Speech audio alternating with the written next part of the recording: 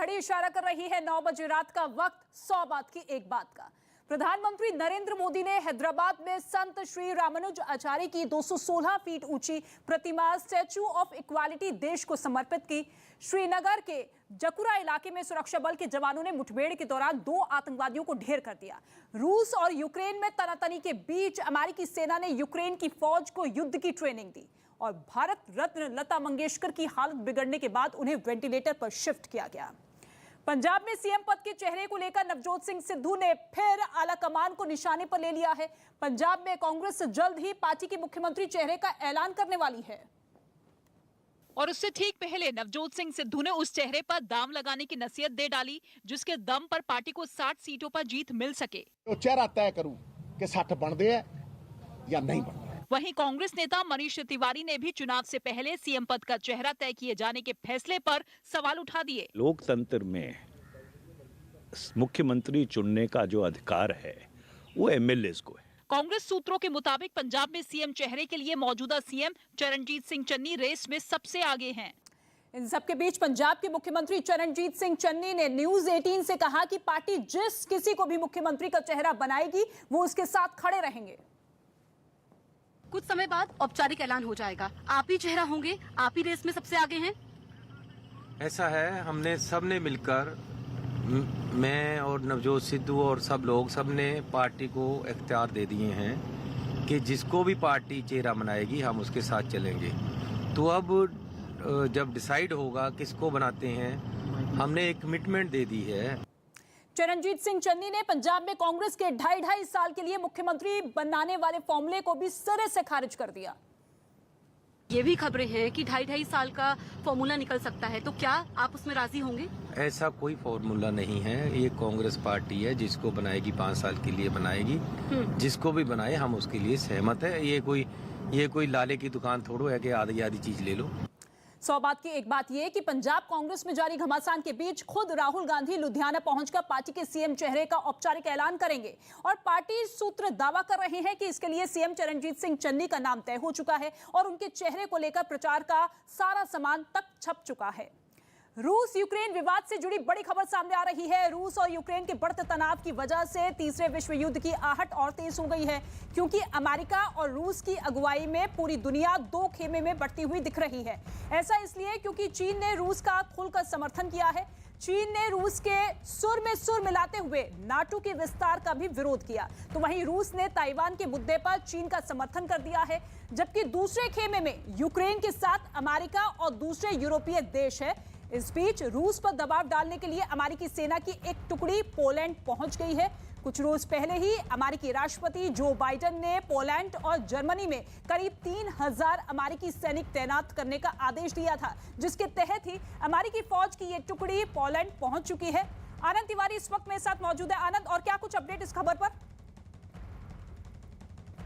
जी रितिका, रूस और यूक्रेन के बीच बढ़ते तनाव के साथ ही तीसरे विश्व युद्ध की आहट जो है वो काफी तेज हो गई है। जहां रूस का खुलकर चीन ने समर्थन कर दिया तो वहीं यूक्रेन के साथ अमेरिका और अन्य यूरोपीय देश खड़े हो गए हैं। लेकिन इस सब के बीच हाल ही में बीजिंग ओलंपिक के उद्घाटन समारोह में चीनी राष्ट्रपति और पुतिन की मुलाकात हुई है, जिसमें अमेरिका और उसके सहयोगी देशों के खिलाफ गठबंधन को मजबूत करने पर जोर दिया गया है। यानी संकेत साफ है कि तीसरे विश्व युद्ध की जो आहट है वो अब देखी जा रही है। और तीसरे विश्व युद्ध की आहट के बीच चीन के राष्ट्रपति शी जिनपिंग और रूस के राष्ट्रपति व्लादिमीर पुतिन की मुलाकात हुई। ये मुलाकात विंटर ओलंपिक खेलों की शुरुआत के मौके पर बीजिंग में हुई, जिसके लिए रूस के राष्ट्रपति व्लादिमीर पुतिन अपने विशेष विमान से बीजिंग पहुंचे। इसके बाद व्लादिमीर पुतिन और शी जिनपिंग के बीच बैठक हुई। इस बैठक में दोनों नेताओं ने मौजूदा हालात पर चर्चा की और फिर दोनों देशों ने एक साझा बयान जारी किया, जिसपे यूक्रेन के साथ जारी तनाव में चीन ने खुलकर रूस का समर्थन किया, जबकि बदले में रूस ने ताइवान के मुद्दे पर चीन के दावे का समर्थन किया और ताइवान को चीन का हिस्सा माना। यही नहीं, चीन और रूस ने यूक्रेन और ताइवान पर अमेरिका के सवालों को अपनी विदेश नीति और अंदरूनी मामलों में दखल की कोशिश बताया, जिस पर अमेरिका ने एक बार फिर दोनों देशों को घेरा। So our objective is to deny Russia the opportunity to use these lies to justify an invasion of Ukraine. America पहले ही इस बात की आशंका जता चुका है कि रूस यूक्रेन पर हमले की तैयारी में है और इसलिए रूस ने यूक्रेन की सीमा पर अपने 1 लाख से ज्यादा सैनिकों की तैनाती की, जबकि रूस इसे अपनी आत्मरक्षा के लिए उठाया गया कदम बढ़ा रहा है। जिसके तहत रूस की सेना लगातार अपनी तैयारियों को परखने में जुटी है, जिसकी कुछ ताजा तस्वीरें फिर सामने आई, जिनमें रूस की सेना जल, थल और हवा में अपनी ताकत का प्रदर्शन करती नजर आई। हाड़ कपा देने वाली ठंड में रूस के टैंक और लड़ाकू विमानों ने अपना दम दिखाया, जबकि समुद्र में रूसी युद्धपोत ने दुश्मन के हमले को नाकाम करने की तैयारी को परखा। रूसी सेना के अधिकारियों ने नौसेना के इस अभ्यास की निगरानी भी की, ताकि युद्ध के हालात में तालमेल में कोई कमी न रह पाए। तो दूसरी तरफ यूक्रेन भी अपनी तैयारियों में कोई कोर कसर नहीं छोड़ रहा और उसके सैनिक भी लगातार अभ्यास में जुटे हैं, जिसकी कुछ तस्वीरें यूक्रेन के प्रिपियाट से सामने आई। वहां यूक्रेन के सैनिक ताबड़तोड़ गोलियां बरसाते दिखे, जबकि कुछ लोगों को बचाकर सुरक्षित जगहों पर ले जाने का अभ्यास करते नजर आए। लेकिन इस तनाव के बीच पुतिन और जिनपिंग की मुलाकात से ताइवान और यूक्रेन का संकट और गहराने की आशंका बढ़ गई है। इससे पहले भी चीन यूक्रेन के मुद्दे पर खुलकर रूस का समर्थन कर चुका है और उसकी मांगों को सही ठहरा चुका है, जो कि उसने अमेरिका और नाटो के सामने रखी थी, जिनमें एक मांग ये थी कि यूक्रेन को नाटो में शामिल ना किया जाए, जबकि दूसरी ये कि यूरोप में अमेरिका और नाटो की सैनिक गतिविधियों पर रोक लगाई जाए। मगर रूस की इन मांगों को नाटो ठुकरा चुका है, जिससे रूस भड़का हुआ है और इसीलिए वो यूक्रेन के साथ अमेरिका और नाटो की कार्रवाई का जवाब देने के लिए यूक्रेन की घेराबंदी में जुटा हुआ है, जिसे भारत का पड़ोसी चीन सही बता रहा है। रूस को जवाब देने के लिए अमेरिका अपने सैनिकों के साथ हेलीकॉप्टर और हवाई जहाज को मार गिराने वाली 300 javelin anti tank missile Ukraine को पहले ही भेज चुका है, जिसे रूस अमेरिका का भड़कावे वाला कदम बता रहा है। और अब चीन के ताजा रुख से यूक्रेन और रूस विवाद खत्म होने के बजाय युद्ध की तरफ एक कदम और आगे बढ़ चुका है, क्योंकि अगर रूस ने यूक्रेन पर हमला किया या फिर यूक्रेन को लेकर रूस और अमेरिका भिड़े तो चीन रूस को जिताने में अपनी पूरी ताकत लगा देगा। कूटनीति के लिहाज से दोनों देशों का दुश्मन एक ही है और वो है अमेरिका। असल में ताइवान के मुद्दे पर भी अमेरिका चीन की राह का रोड़ा बना हुआ है और ताइवान का खुलकर समर्थन करता है, जबकि चीन अपने बगल में एक टापू पर बसे ताइवान को अपना हिस्सा मानता है और उस पर लंबे वक्त से कब्जे की फिराक में है, जिस वजह से आए दिन चीन ताइवान को धमकी देता है और उसके लड़ाकू विमान कई बार ताइवान की सीमा में घुसपैठ भी कर चुके हैं, जिसका जवाब देने के लिए ताइवान सरकार ने चीन के फाइटर प्लेन को ट्रैक करने के लिए कई मिसाइलें तैनात कर रखी है। लेकिन चीन फिर भी अपनी हरकतों से बाज नहीं आ रहा और वो अमेरिका को भी ताइवान के मुद्दे पर पीछे रहने के लिए चेतावनी दे चुका है, जबकि अमेरिका पर चीन के इन तेवरों का कोई असर नहीं हुआ और वो साफ कर चुका है कि अगर चीन ने ताइवान पर हमला किया तो अमेरिका उसके साथ खड़ा होगा। मगर ताइवान पर चीन का साथ देकर रूस ने एक तरफ दोस्ती निभाई तो दूसरी तरफ उसने अपने दुश्मन अमेरिका को भी निशाने पर ले लिया और जंग के आसार तब और ज्यादा बढ़ गए जब यूक्रेन में अमेरिकी सेना ने हथियारों के साथ वहां के जवानों को ट्रेनिंग देना भी शुरू कर दिया, जिसके लिए लवीव में अमेरिकी फौज की एक टुकड़ी यूक्रेन के जवानों के साथ बर्फ से पटे इलाके में जोर आजमाइश करती हुई दिखाई दी।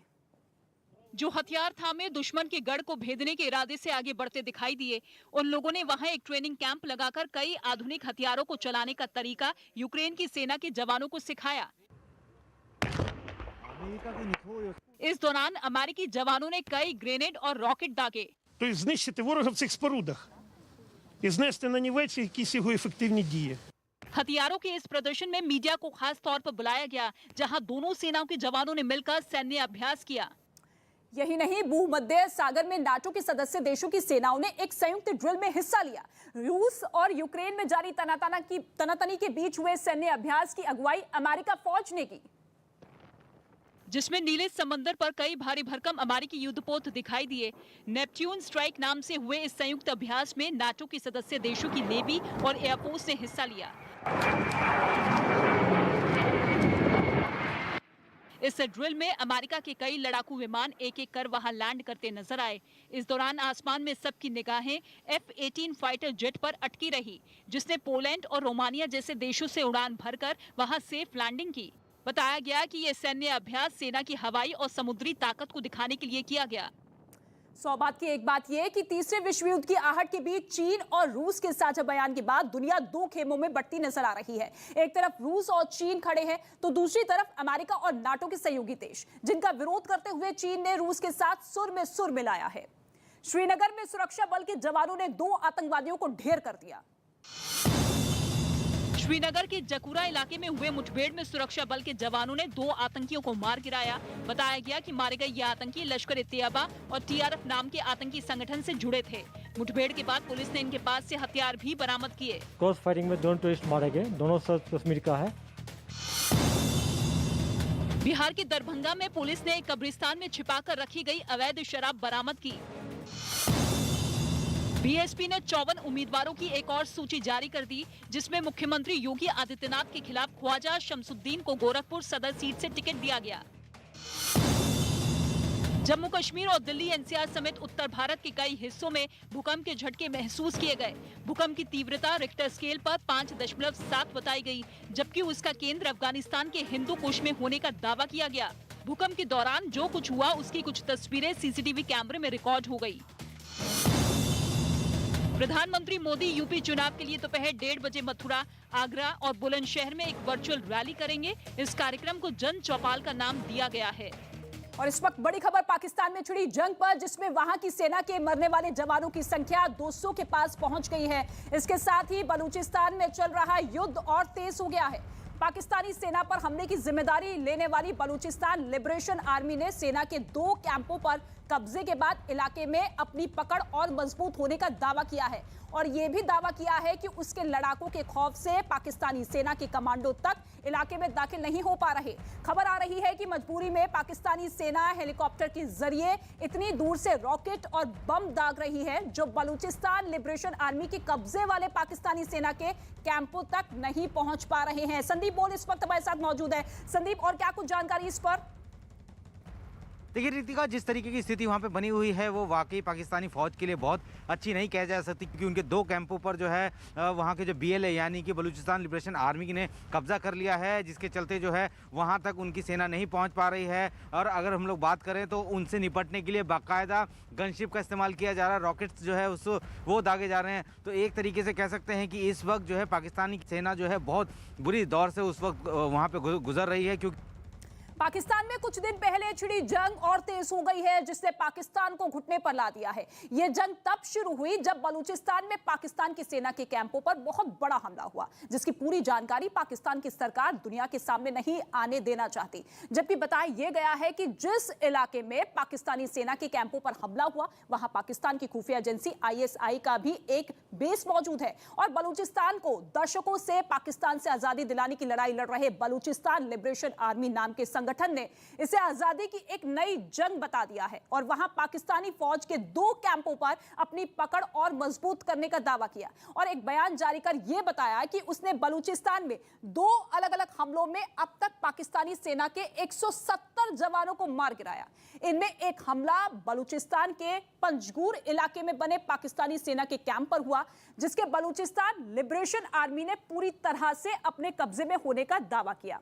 उसने एक बयान जारी कर यह भी बताया कि वहां अब तक उसने पाकिस्तानी सेना के 70 जवानों को ढेर कर दिया है और जंग अभी भी जारी है। इस हमले के करीब 51 घंटे बीत जाने के बाद भी पंजगूर में पाकिस्तानी सेना का कैंप पर उसके लड़ाकों का कब्जा अभी भी है। वहीं बलूचिस्तान लिबरेशन आर्मी ने बलूचिस्तान के ही नुश्की इलाके में बने पाकिस्तानी सेना के एक और कैंप को भी अपने कब्जे में करने का दावा किया। यही नहीं, उसने नुश्की में पाकिस्तान सेना के कैंप में करीब 20 घंटे तक चली लड़ाई के दौरान पाकिस्तानी सेना के एक बड़े अधिकारी समेत 100 लोगों को मार गिराने का दावा किया। पता यह चला है कि BLA के आत्मघाती हमलावरों ने कुछ गाड़ियों को बारूद से भरा और दोनों कैंपों के पास उन गाड़ियों के जरिए बड़ा धमाका किया और पाकिस्तान की सेना ने अपने इन दोनों कैंपों को बलूचिस्तान लिबरेशन आर्मी के लड़ाकों के कब्जे से छुड़ाने के लिए जो बैकअप फोर्स भेजी वो कैंपों में दाखिल नहीं हो पा रही है, क्योंकि पाकिस्तानी सेना के जिन 2 कैंपों पर बलूचिस्तान लिबरेशन आर्मी ने कब्जे का दावा किया वहां पाकिस्तानी सेना ने मोर्चा लेने की कमान बलूचिस्तान लिबरेशन आर्मी के सबसे खूंखार माने जाने वाले आत्मघाती दस्ते मजीद ब्रिगेड ने संभाली है, जिसका हर एक आत्मघाती लड़ाका किसी चलते फिरते बारूद के ढेर से कम नहीं माना जाता। और यही वजह है कि पाकिस्तानी सेना की बख्तरबंद गाड़ियां भी पंजगूर और नुश्की में अपने कैंपों के करीब जाने से डर रही है, क्योंकि पता यह चला है कि पाकिस्तानी सेना की कुछ बख्तरबंद गाड़ियों ने कैंपों के करीब पहुंचने की कोशिश की, लेकिन मजीद ब्रिगेड के लड़ाकों ने उन पर भी कब्जा कर लिया और अब डरी हुई पाकिस्तानी सेना हेलीकॉप्टर के जरिए इतनी दूर से रॉकेट और मोटार सेल दाग रही है जो कि सेना के कैंपों तक पहुंच भी नहीं पा रहे। और यही नहीं, बलूचिस्तान लिबरेशन आर्मी ने तो यह भी दावा किया है कि मजीद ब्रिगेड के लड़ाकों के डर से पाकिस्तानी सेना अपने कैंपों में मारे गए जवानों के शव तक नहीं उठा पा रही है। और ऐसे में बलूचिस्तान लिबरेशन आर्मी की उस मजीद ब्रिगेड के बारे में जानना भी जरूरी है जिसने पाकिस्तान और उसकी सेना को घुटने पर ला दिया है। खबरों के मुताबिक बलूचिस्तान की आजादी की जंग को तेज करने के मकसद से बलूचिस्तान लिबरेशन आर्मी ने 2011 में आत्मघाती लड़ाकों को इकट्ठा कर मजीद ब्रिगेड बनाई थी, जिसका नाम पाकिस्तान के पूर्व पीएम जुल्फिकार भुट्टो के बॉडीगार्ड रहे अब्दुल मजीद बलूच के नाम पर रखा गया था, जिन्होंने 1975 में ड्यूटी पर रहने के दौरान उनकी हत्या की कोशिश की थी, लेकिन नाकाम रहे थे और दूसरे बॉडीगार्डों ने उन्हें मार दिया था। बताया यह गया है कि उन्होंने पूर्व पीएम भुट्टो की हत्या की कोशिश तब की जब उन्होंने बलोच विद्रोहियों के खिलाफ सैन्य कार्रवाई का आदेश दिया था। और पाकिस्तानी सेना कैंपों में बड़े हमले से पहले भी मजीद ब्रिगेड पाकिस्तानी सेना और सीपीईसी प्रोजेक्ट में काम कर रहे चीन के नागरिकों के खिलाफ कई हमलों को अंजाम दे चुकी है। सौ बात की एक बात यह है कि पाकिस्तान ने बलूचिस्तान लिबरेशन आर्मी के हमले से जुड़ी हर जानकारी को पूरी तरह छिपाने की कोशिश की और कोई वहां तक पहुंच ना सके, इसके लिए आसपास के पूरे इलाके में कर्फ्यू लगा दिया गया।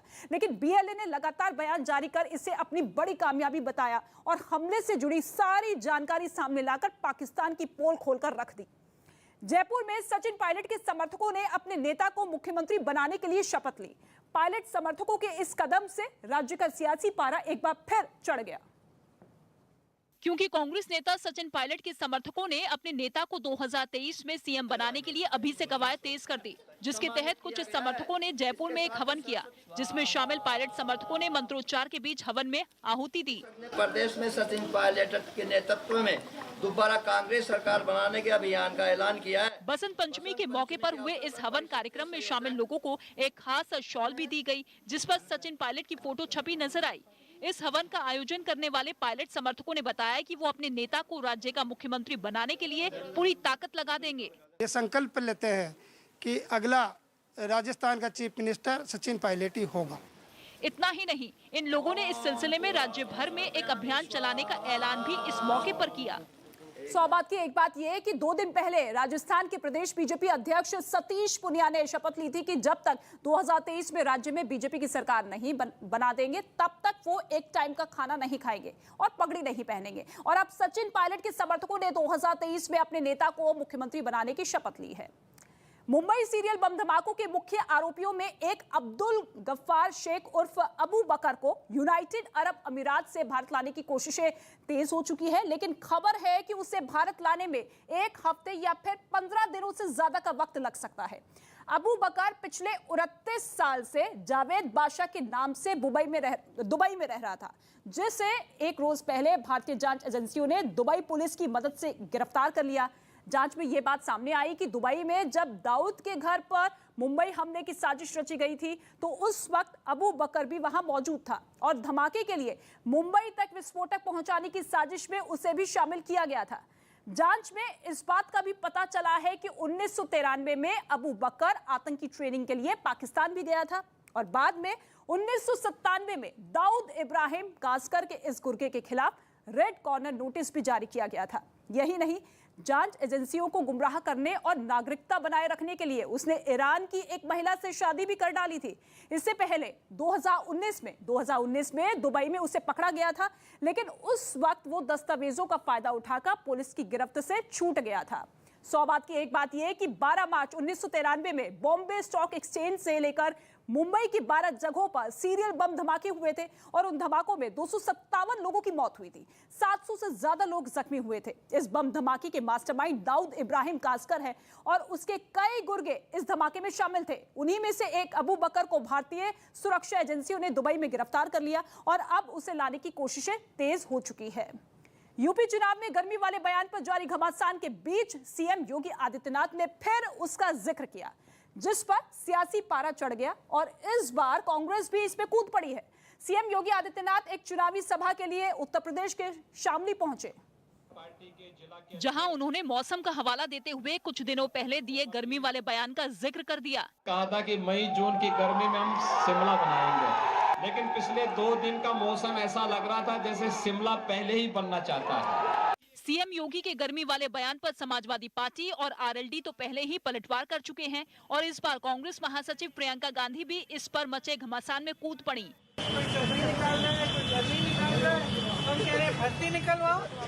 इससे पहले सीएम योगी के गर्मी वाले बयान पर पलटवार करते हुए आरएलडी नेता जयंत चौधरी ने चर्बी निकालने वाला बयान दिया था।